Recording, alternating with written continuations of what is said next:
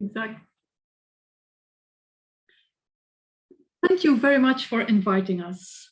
This paper is not the residue of a research project, but a report of a laborious but fascinating acquisition process in times of COVID and of a fruitful collaboration between two museums. During 30 years of intense collecting, the Belgian collector François Boulanger gathered, with the help of his wife Françoise Bouhière, almost 600 lamellophones, forming the most important private collections of sanzas in the world. Although several instruments were bought from prominent French and Belgian African art dealers or auctioneers, François Boulanger also acquired numerous pieces during flea markets or on eBay and traded many African artifacts for sanzas as his overwhelming interest in this delicate instrument grew. Less than famous provenances or aesthetic appeal, the collector was led by a desire to assemble the most exhaustive typology of sanza, and he searched for some striking exemplars, such as this massive sanza orchestra from Northern Democratic Republic of Congo for several years. All the main type of sanzas are represented in the collections, often by dozens of specimens, such as the tabwa konkobele from Eastern Democratic Republic of Congo, or the chokwe lugandu from Northern Angola, which offer the opportunity to study and admire the infinite diversity of decorative patterns and organological features. Considering, on the one hand, the history of the instruments, which was invented during the first millennium in Central Africa, and on the other hand, Belgium's colonial past, it does not come as a surprise that sanzas from the Congo and to a lesser extent from Cameroon, Angola, Zimbabwe, and Tanzania are the most numerous. However, the collector also acquired several pieces from Western Africa, from Nigeria, Burkina Faso, Ivory Coast, where the practice of the lamellophone developed more recently and is less widespread. While Western world culture museums, as well as instrumental collections, are striving to switch from an historical and essentialist narrative on world music to a more nuanced and dynamic view, the Boulanger-Bouhière collection is precious as it gives a sense of the African maker's adaptation to the colonial and global context. And numerous pieces include, for instance, recycled materials such as food cans used as soundbox, beer caps as buzzers, umbrella ribs as lamellae, or are adorned with nails or vivid industrial paintings. Moreover, in a rather moving way, several sanzas bear the name of their owner on the surface. We will now show a short film recorded at the flat of the Boulangers in March 2021 by Mathieu Tonon at the Brussels Museum.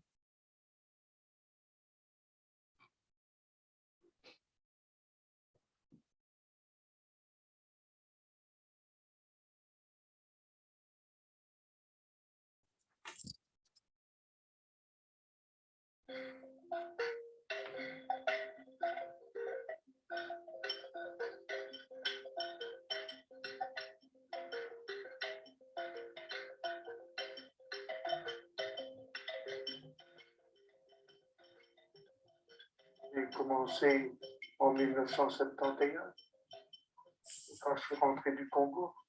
Disons, c'était des années quand j'étais à l'école primaire. Hein.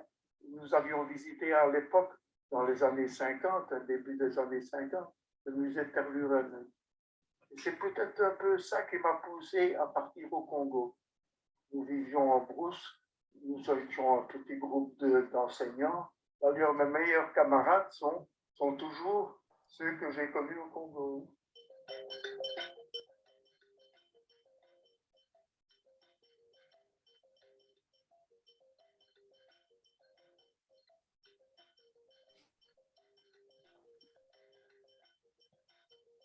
J'ai commencé à collectionner après mon retour en 1972-73, en passant devant les antiquaires du Sablon, où j'ai vu des instruments de musique qui me plaisaient, etc. Et je me suis lancé dans la collection de sanzas qui était à des prix abordables à l'époque. Les antiquaires ne s'intéressaient pas à ce genre d'objet au départ. J'en ai acquis partout, hein, chez les marchands, sur les brocantes, les salles de vente, etc. Mais par échange contre d'autres objets, etc. Je ne suis jamais parvenu à les compter réellement. Chaque fois qu'on s'y met, le chiffre est différent, donc 400, 500, peut-être plus. J'ai vu que votre blog, Sanzas, était internationalement reconnu. Pourquoi a-t-il été supprimé par Skynet? Parce que Skynet a mis la clé sous le paillasson. Ça ne leur rapportait pas, donc ça m'a foutu en l'air. C'est vrai, ça fait... Après ça, j'ai plus envie de continuer. Je me suis dit, oh, comment? De toute façon, de jour au lendemain, tout disparaît. J'ai autant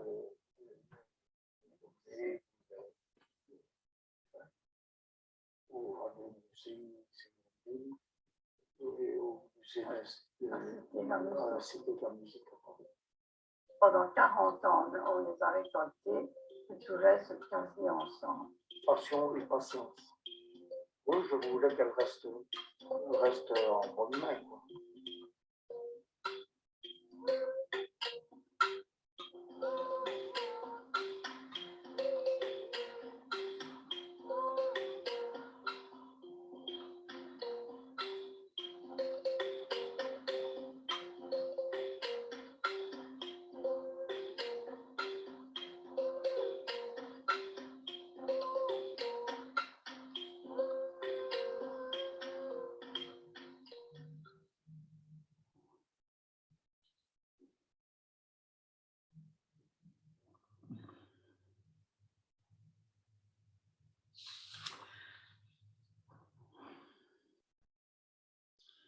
Over the years, the Boulanger sanzas have grown into a renowned collection, not only in Brussels, but also internationally, providing, for example, the star pieces for the Mime Phoenix exhibition in 2012. Also, the Sansa blog of François Boulanger became an important reference tool for Sansa research. The curators of both the Paris and Brussels museums were well acquainted with the collection, and we knew François Boulanger personally. We also knew that he was thinking of disposing of his collection. Brussels had 67 sanzas, Paris only 5, so we were both very much interested in this ensemble, not only to fill the gaps in our collections, but also to avoid its dispersal on the art market. However, there were serious obstacles. First, there was the money, which Brussels did not have. Paris disposed of a modest budget. Moreover, both Paris nor Brussels had the room nor the means to conserve the collection in its entirety. In December 2019, Alexandre and I started to think about the possible division of the collection between Paris and Brussels. François Boulanger was quite attracted by the idea that his collection would be preserved in 2 established musical instrument museums. A division would overcome some of the obstacles, but we were also quite taken by the idea that this project would reinforce the historical link between both our museums, a link which is more than 150 years old.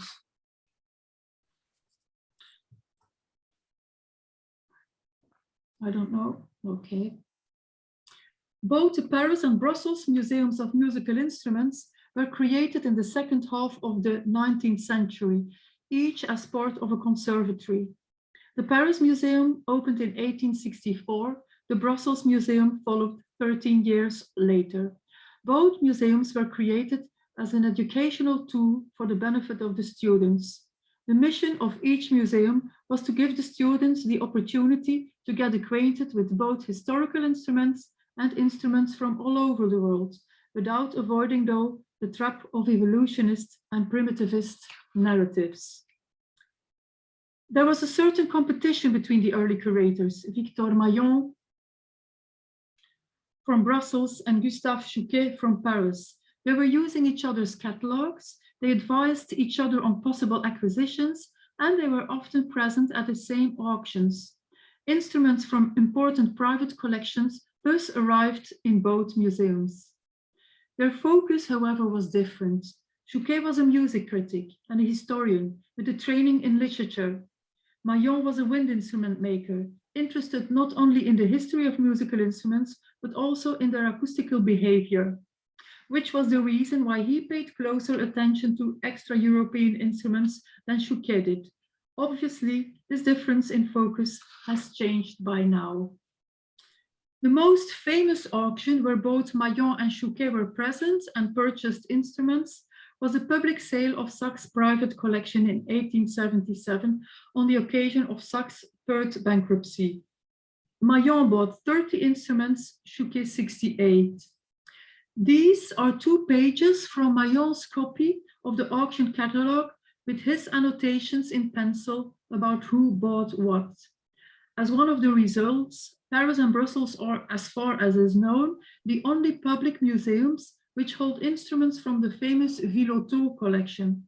This collection, which at least partly had been acquired by Sachs, contained instruments gathered in Egypt during Napoleon's campaign as early as at the end of the 18th century.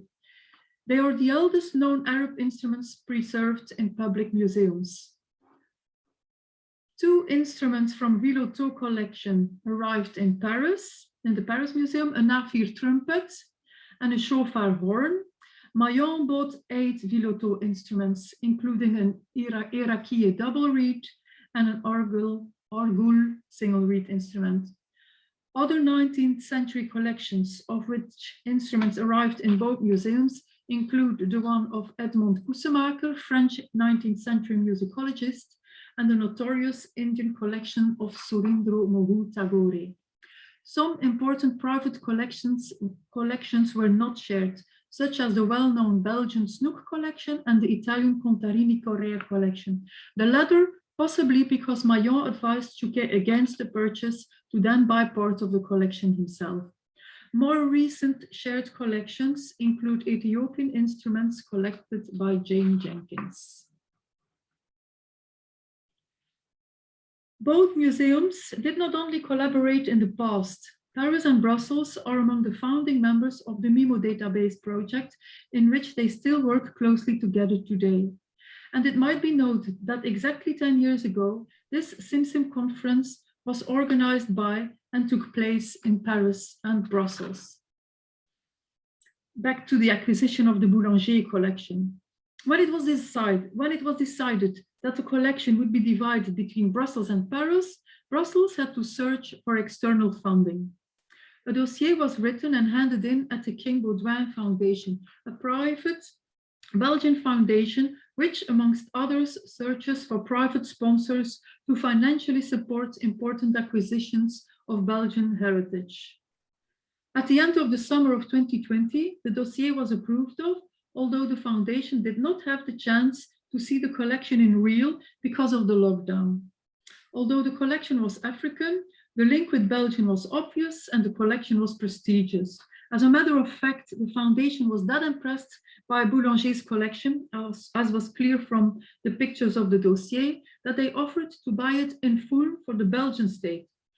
Half of the collection would then be transferred to Paris on a permanent loan.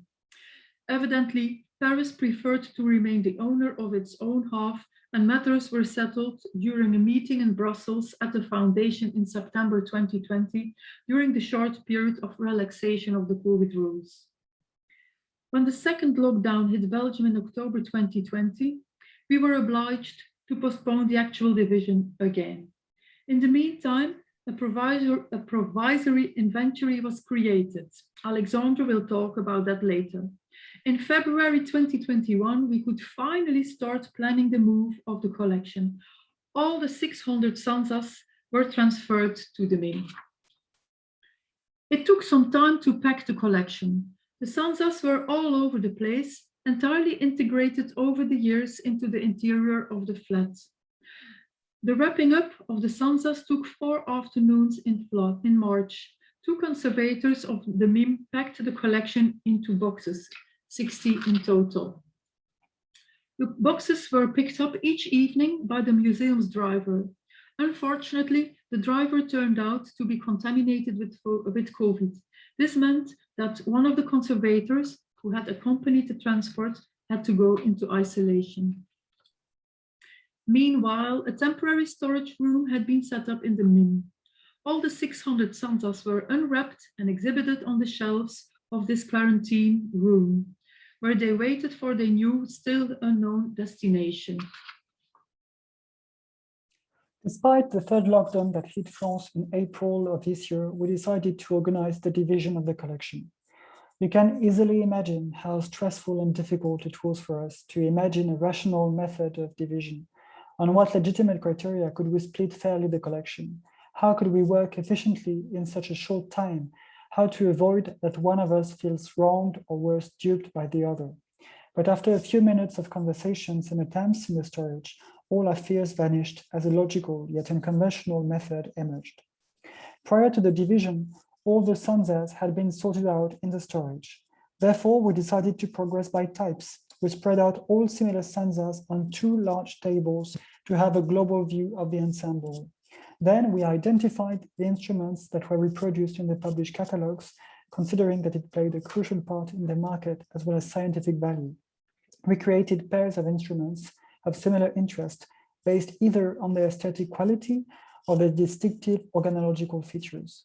And we progressed from the most valuable pairs to the less interesting instruments, each of us in turn picking one of the sanzas. We treated separately at the end of the division process the 10 highlights of the collection that could not fit into any of the previous batches in view of their shape, size, or quality. A couple of hours was necessary to balance the division between Paris and Brussels. Thanks to this efficient method, only 2 days, instead of the 4 initially planned, were necessary to divide the entire collection. One of the interesting consequences of this technique was to downplay the importance of market provenance. I mean the fact that the sanza belonged to a well-known collector or dealer, as none of us took this criterion into consideration, focusing instead on the intrinsic interest of each instrument. So what happened and what is happening to the Boulanger-Bouhière collection following its division between Paris and Brussels? After 2 days of packing, 300 sanzas arrived at the Musée de la Musique a few days later. There, a new intense operation awaited the instrument around mid-May. The complete treatment, including descriptions, measurements, condition reports, photography, and packing by a team of students in curatorial and conservation studies. But before this operation, the Musée de la Musique needed to prevent any pest infestation before they could enter the storage. And as the tight schedule did not allow us to consider anoxia, we decided to experiment a different and new method, thermic treatment, consisting in heating heritage objects up to 55 degrees with a constant level of relative humidity during the heating, holding, and cooling phases. And 24 hours later, the collection was ready to enter safely the Musée de la Musique without any damage. The mime remained, the sanzas kept at the mime remained in the quarantine room for another 6 weeks before they were taken to the restoration atelier to be inventoried. Brussels decided to treat problematic sanzas using anoxia. The inability to travel or meet people because of COVID-19 forced us to imagine solutions to conduct the inventory of the collections remotely. In this regard, we decided to rely on the important work of descriptions carried out by François Boulanger. Indeed, as early as 1996, the collector started a catalogue of his collection in the form of several bound volumes. The sanzas were organized by types based on the sophisticated classifications of sanza scholars. Each instrument was photographed, measured, and carefully described, as you can see on the left-hand side of the screen. In 2007, François Boulanger continued this work online through the creation of the Sanza blog, one of the first websites dedicated to African and Oceanic art. In 2018, the closure of the hosting platform was a hard blow for François Boulanger. If the website is still online, its structure has been completely overturned, which complicates the navigation and the search for instruments.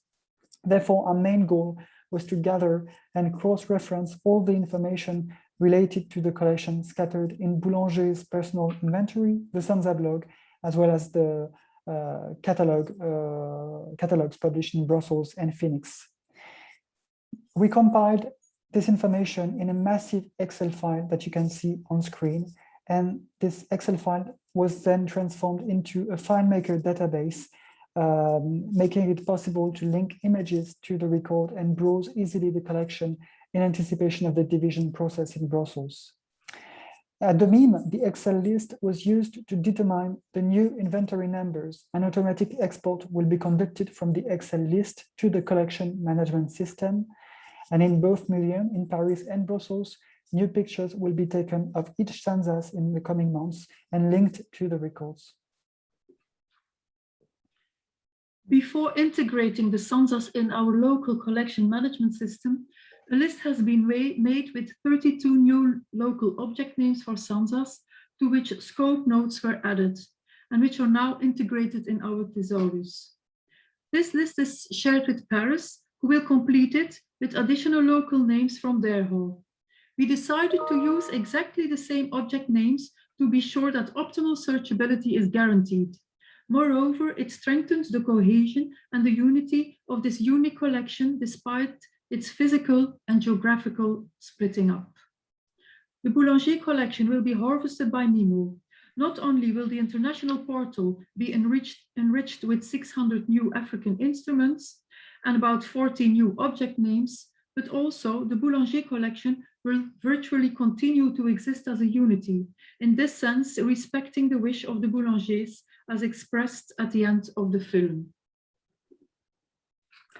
To conclude, from October 2019 to May 2021, the acquisition of the Boulanger-Bouhière collection spanned 20 months, united 3 institutions, mobilized more than a dozen of people in Brussels and Paris, and directed the destiny of nearly 600 sanzas. Obviously, the entire operation would have been easier and smoother if COVID-19 had not hurt Europe so hard. However, we can draw some interesting lessons from this original project carried out during a turbulent period. The first lesson is trusting each other. From the beginning to the end, this acquisition was made possible thanks to a close collaboration between us based on the knowledge of our shared interests. We knew that this form of division was a chance to prevent a major collection from being dispersed on the art market, to enrich considerably the collection of our museums, but also to share the heavy burden of keeping and carrying such an important ensemble. The second lesson is accepting spontaneity or supervised improvisation. The pandemic prevented us from carrying out a certain number of operations that are in principle necessary for any acquisition project, such as on-site inventory, but also has either expanded or contracted our initial calendar. It forced us to invent methods adapted both to the situation and to the collection, and to find a delicate balance between scientific rigor and improvisation. The division of the collection, whose protocol emerged naturally in the action in Brussels, shows how spontaneity is often far more useful than a strict written protocol. Finally, the third lesson for us is that we could rethink museum acquisitions. Even though Paris and Brussels each own half of the collection and are therefore independent in their choices of conservation or promotion, this story is an interesting case of shared acquisition and concerted management of a precious heritage at a European scale. In a context of limited financial resources and in view of the increasing number of proposals for the acquisition of private collections in the coming years, this approach could be a good strategy to enrich museums. Finally, in the case of the Boulanger-Bouhière collection, one of the most pressing issues is also to include African museums and scholars in the joint management of the collection, and to find innovative ways to reconnect these musical objects to their initial communities in Central Africa. Thank you for your attention.